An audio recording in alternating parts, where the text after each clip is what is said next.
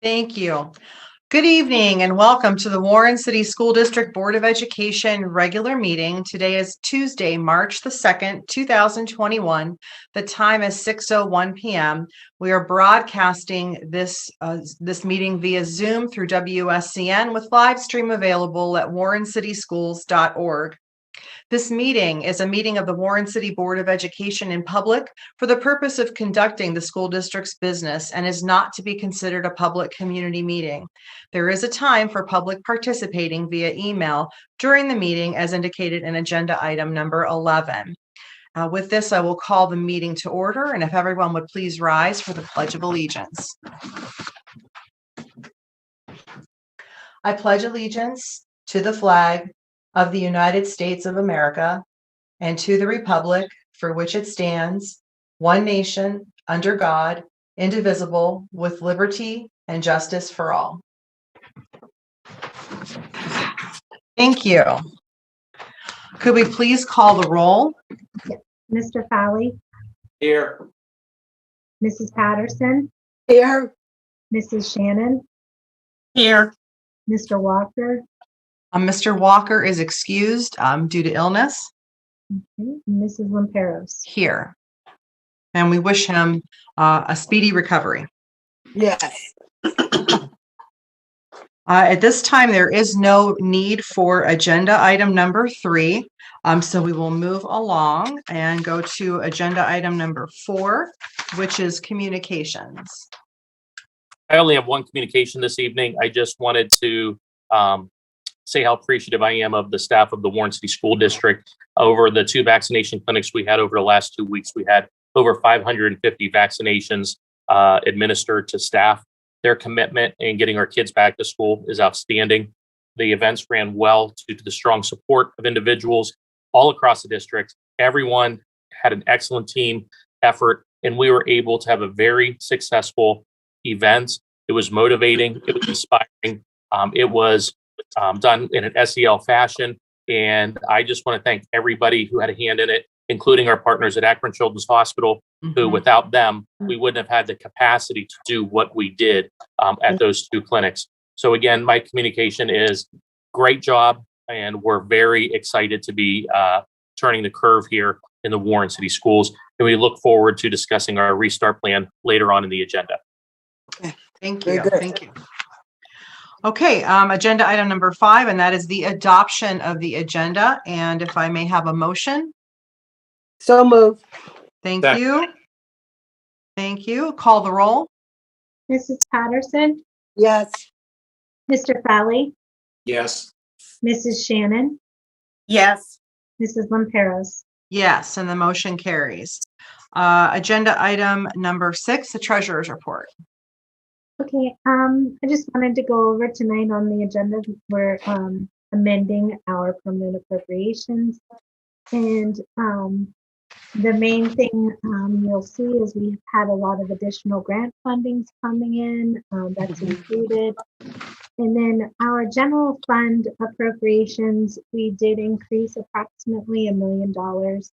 And that we'll turn around and amend these again. The main reason for the increase was we are purchasing additional technology for remote learning that will in turn be reimbursed by the SR2 funds. However, because that grant application and that budget hasn't been formally approved yet, we are moving forward with the purchase using general fund dollars. And then we'll turn around once that application comes in and reduce those general fund appropriations. And besides that, we're looking on target to ending the year very well. And we currently have, had a $42 million carryover balance. I anticipate that to even increase. One of the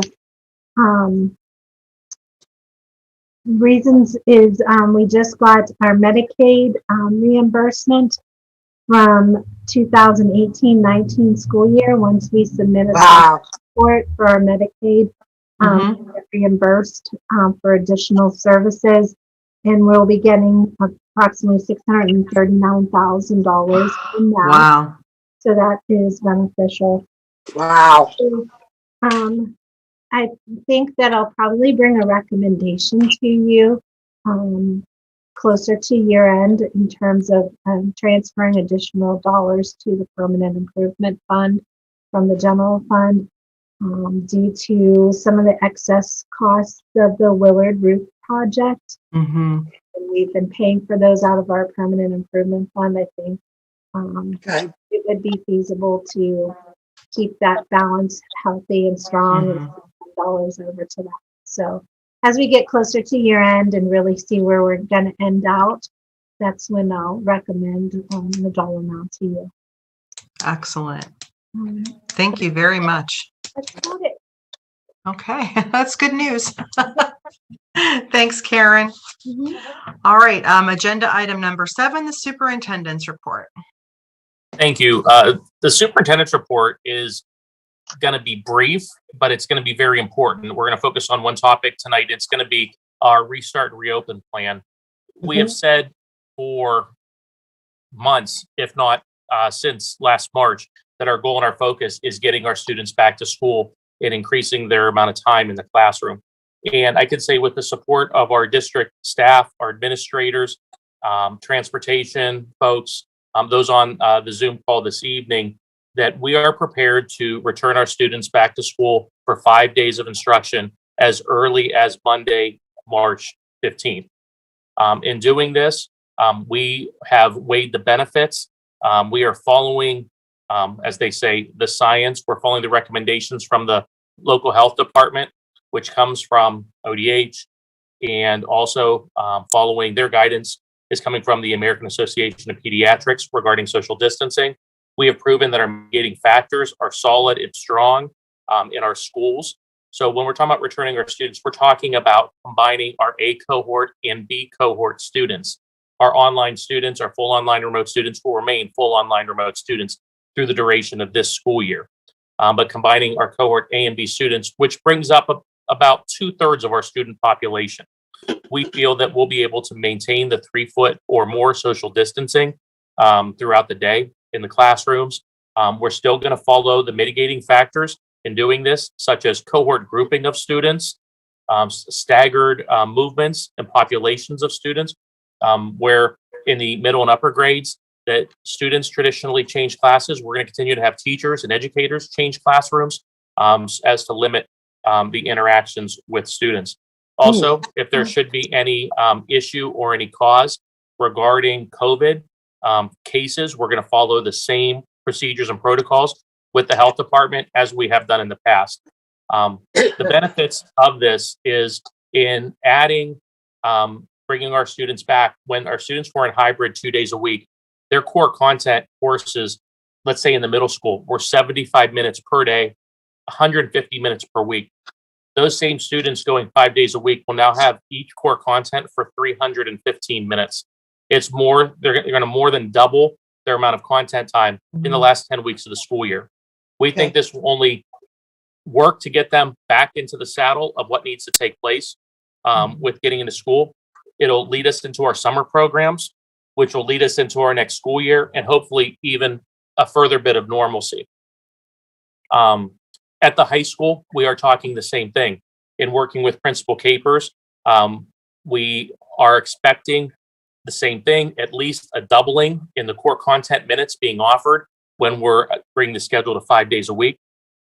This plan that we've put in place will release students approximately 1 hour earlier in the afternoon than we have, and that is to accommodate the professional development, our commitments to the Ohio improvement process, teacher-based teams. So we're going to continue with all of our commitments that we have to school improvement, despite being in the midst of a pandemic. We're going to continue to do all the best practices that we know that we have in our crosswalk and other documents as we've been doing, but we're not going to compromise that.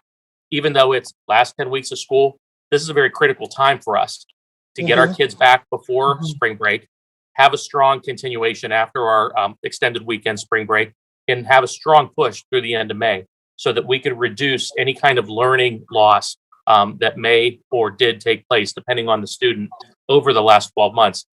We also find it fitting that we're making this announcement, and we're going to formally announce it, we believe, as early as tomorrow, specifics to our staff, to our parents and community.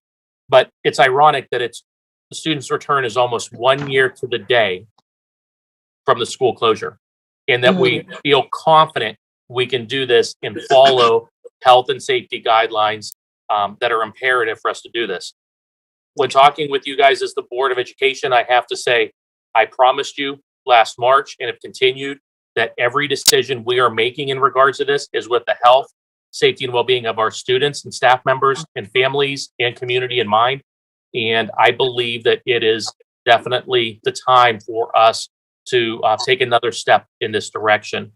So with that, I can answer any questions you may have regarding this, but we are very excited about moving forward and finishing this year strong. Hey, do any of the board members have any questions for Mr. Shiro? I do. Now, the students who are at home, they're not going to be able to change. They committed to 1 year at home.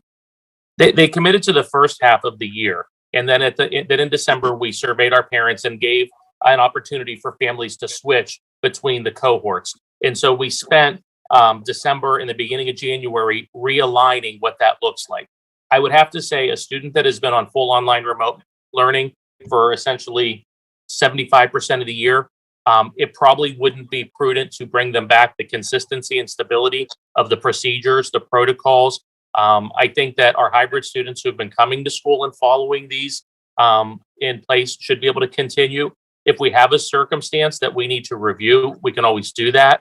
But the reality is, if we had 400 students that wanted to come back to in-person learning, we would have to then reschedule all of the online students, because we actually created like a school within the district for online students, which totals, I think, about 1,400 students in total.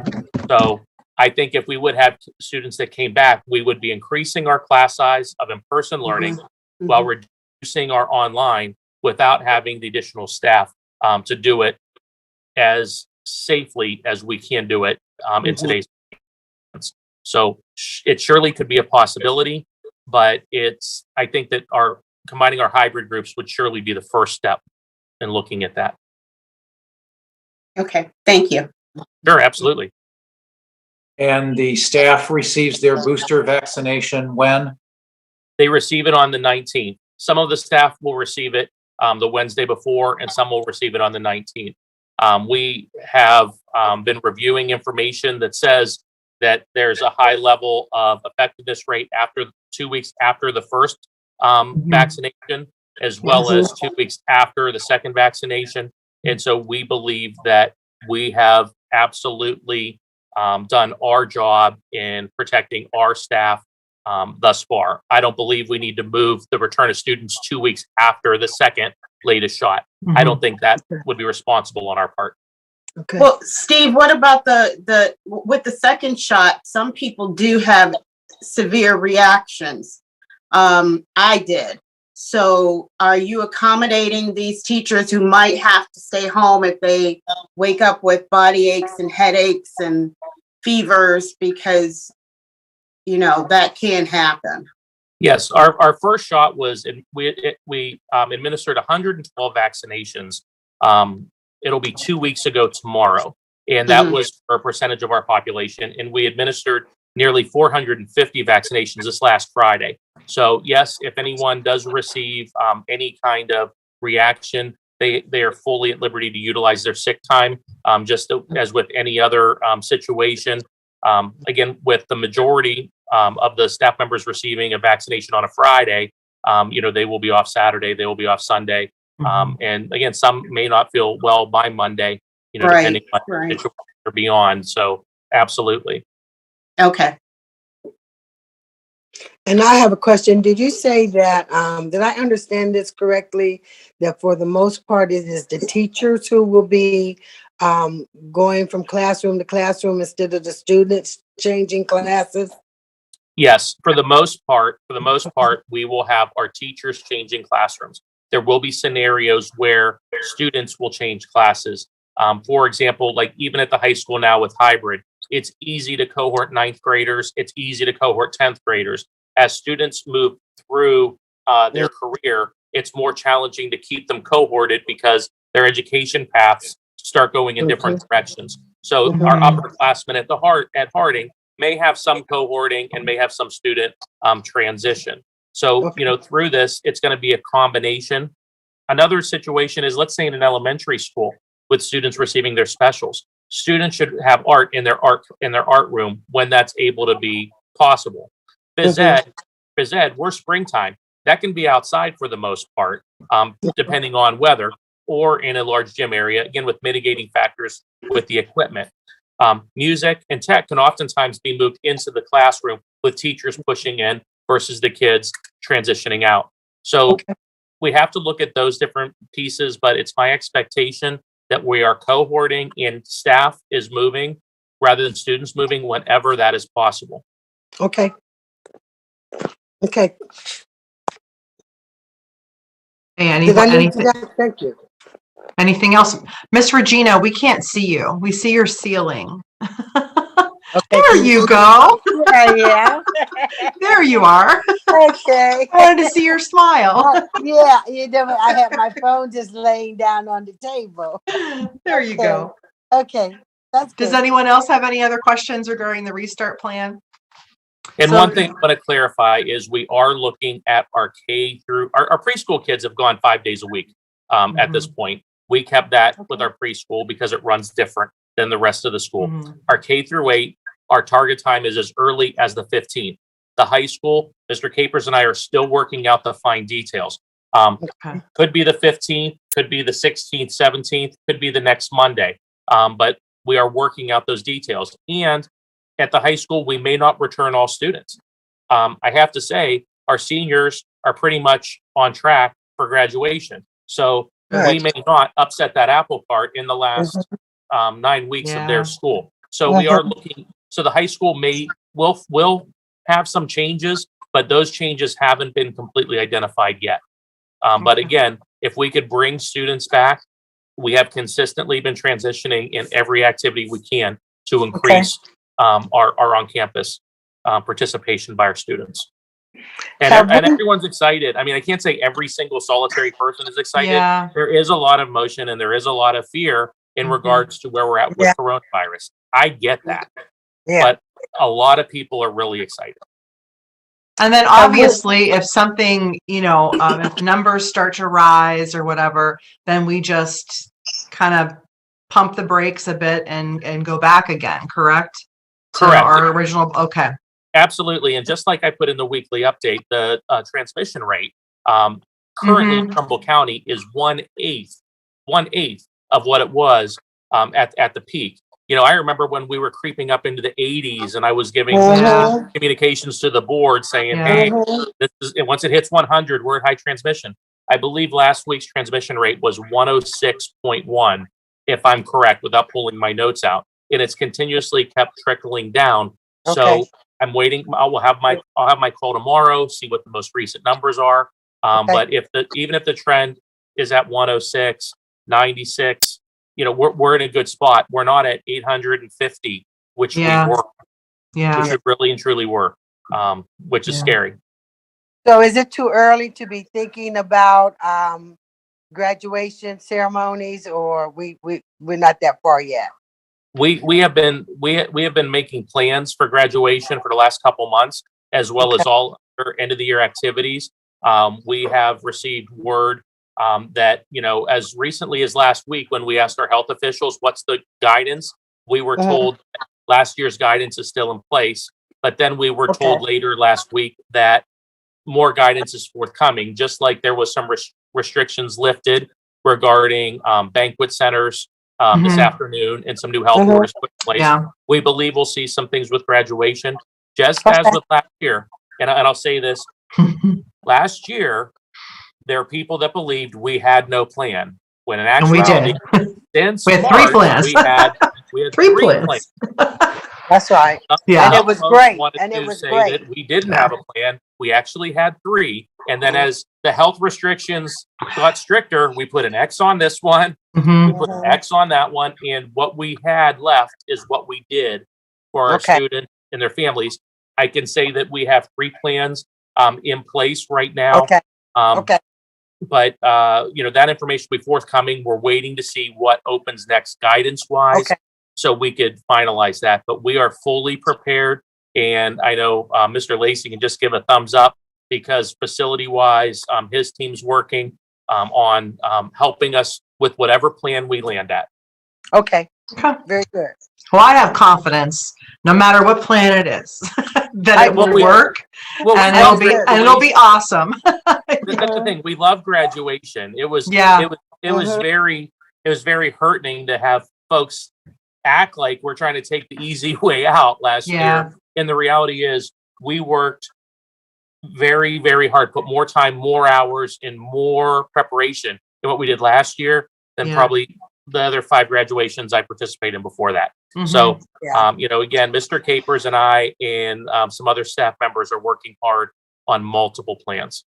Okay, Thank very you. good. Thank you. Never too early. Okay. Thanks. A quick question here, probably Yes. for Mr. Lacy. Are we going to be able to bus the number of children returning safely? Or do we need more buses, more drivers, double routes, whatever? We just finalized that. Kind of looking at it today, we feel really confident with the number that we have. Will fall into compliance with the initial guidelines that were given at the beginning of the year. Okay. And if I could summarize to your question, yes, we always need more drivers. Oh, no. That's a recruitment. I don't have the right license. That's true. We always need bus drivers. We always need bus drivers. Always. Yes. All right. Well, thank you very much for all of that information. And we look forward to, the students getting back, the staff getting back, everyone being healthy and safe. And we know that, your administration, everyone, the way that you have the plan, working the plan, that will happen. So we thank you very much. Yeah. All right, so now we'll move on to agenda item number 8, and that is Board of Education Committee reports. Athletics, and I believe Mr. Nicholson is with us this evening. Can you hear me? Sure. Yes. Good evening, everyone. Good evening. Good evening. Winter sports just concluded over the weekend.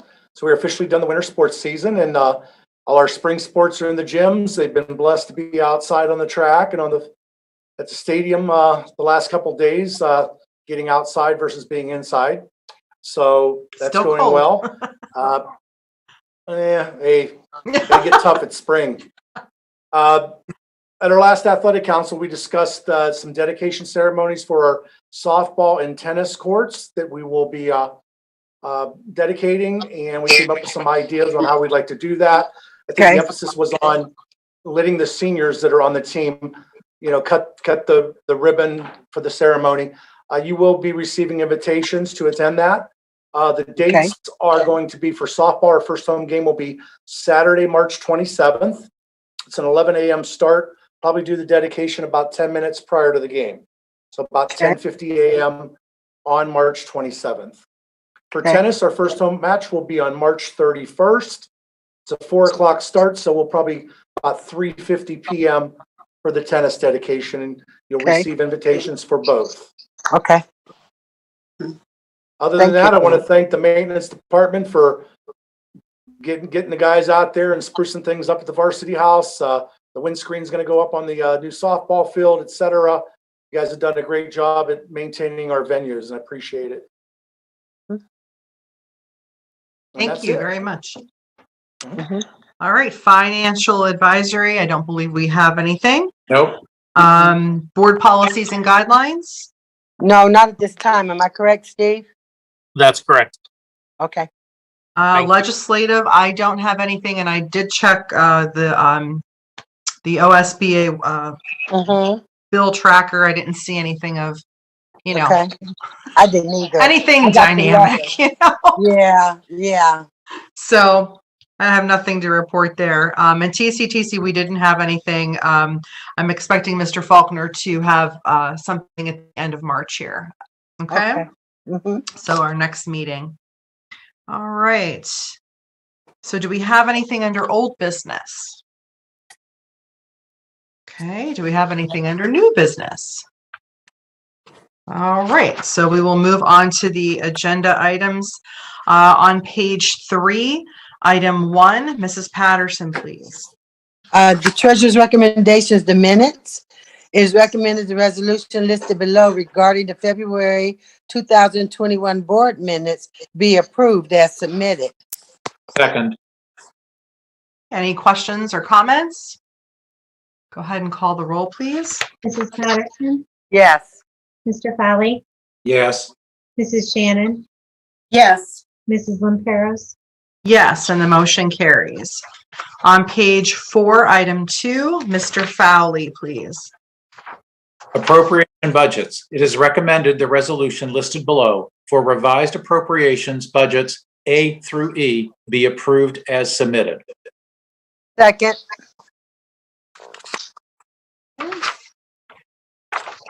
Any questions or comments on these? Okay, please call the roll. Mr. Fowley, Yes. Mrs. Patterson, Yes. Mrs. Shannon, Yes. Mrs. Lamperos. Yes, and the motion carries. On page 6, item 3, Mrs. Shannon, please. Transfer of funds. It is recommended the resolution listed below for the transfer of funds be approved as submitted. Second, Okay. Okay, does anyone have any questions on this? Go ahead and call the roll. Mrs. Shannon, Yes. Mr. Fowley, yes. Mrs. Patterson, Yes. Mrs. Lamperos. Yes, and the motion carries. On page 7, item 4, Mrs. Patterson, please. Mhm. Fiscal year 2021 permanent appropriation measure revision. It is recommended the resolution listed below for the fiscal year 2021 permanent appropriation measure revision be approved as submitted. Second. Thank you. Any questions or comments on this? Okay, go ahead and call the roll. Mrs. Patterson, Yes. Mrs. Shannon, Yes. Mr. Fowley, Yes. Mrs. Lamperos. Yes, and the motion carries. On page 8, item 1, Mr. Fowley, please. Superintendents Recommendations, agreements, contracts, and/or leases. It is recommended the resolution listed below entering into agreements, contracts, and/or leases A and B be approved as submitted. I second. Thank you. Does anyone have any questions or comments? Okay, go ahead and call the roll. Mr. Fowley, Yes. Mrs. Patterson, Yes. Mrs. Shannon, Yes. Mrs. Lamperos. Yes, and the motion carries. On page 9, item 2, Mrs. Shannon, please. Ohio Department of Education certification of Ohio Teachers Evaluation System and Ohio Principal Evaluation System. It is recommended the resolution listed below regarding the Ohio Department of Education certification for credentialed Ohio Teachers Evaluation System and Ohio Principals Evaluators be approved as submitted. Second, Thank you. That one's always a tough one. I know they were blessed today to get that. Yes. Okay. If no one has any comments or questions, we'll call the roll. Mrs. Shannon, Yes. Mr. Fowley, yes. Mrs. Patterson, Yes. Mrs. Lamperos. Yes, and the motion carries. And the more you read that one, it's almost like you memorize it, right? Everyone else. You get Good to to that point. You do. Okay. All right, on page 10, item 3, Mrs. Patterson, please. The acceptance of gifts. It is recommended the resolution listed below regarding the acceptance of gifts be approved as submitted. Our benefactors are Grace AME Church for Jefferson Pre-K through 8 school and office supplies with an estimated value of $100. For Mrs. Brenda Russo for Warren G. Harding High School Kimball upright piano and with an estimated value of $300. And from St. Paul's Lutheran Church to the Warren G. Harding Raider Pantry, a monetary donation of $155. And thank you to all of our benefactors for their kindness toward our school. Yes, thank you. Second, Thank you. All right, go ahead and call the roll. Mrs. Patterson, Yes. Mrs. Shannon, yes. Mr. Fowley, Yes. Mrs. Lamperos. Yes, and the motion carries. Okay, on page 11, item 4, Mr. Fowley, please. Tuition reimbursement. It is recommended the resolution listed below for tuition reimbursement be approved as submitted. Second. Thank you. If there are no questions, please call the roll. Mr. Fowley, Yes. Mrs. Patterson, Yes. Mrs. Shannon, Yes. Mrs. Lamperos. Yes, and the motion carries. Moving on to page 12, item 5, Mrs. Shannon, please. Personal recommendations. It is recommended the resolution listed below regarding personal items A through G be approved as submitted. I'll second. Thank you. And that'll take you to page 16. Mhm. I don't see any retirements or anything of that nature. Okay, if there are no questions, we'll go ahead and call the roll. Mrs. Shannon, Yes. Mrs. Patterson, Abstain. Mr. Fowley, Yes. Mrs. Lamperos.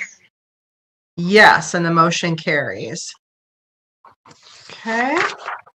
And I don't have anything under board recommendations on page 18. Agenda item number 11, public participation via email. There was nothing received.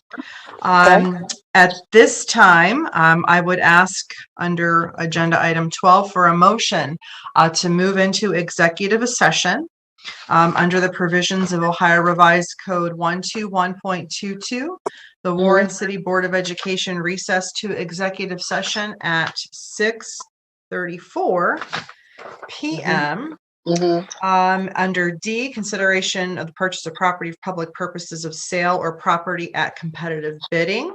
And F, matters required to be kept confidential by state and federal law.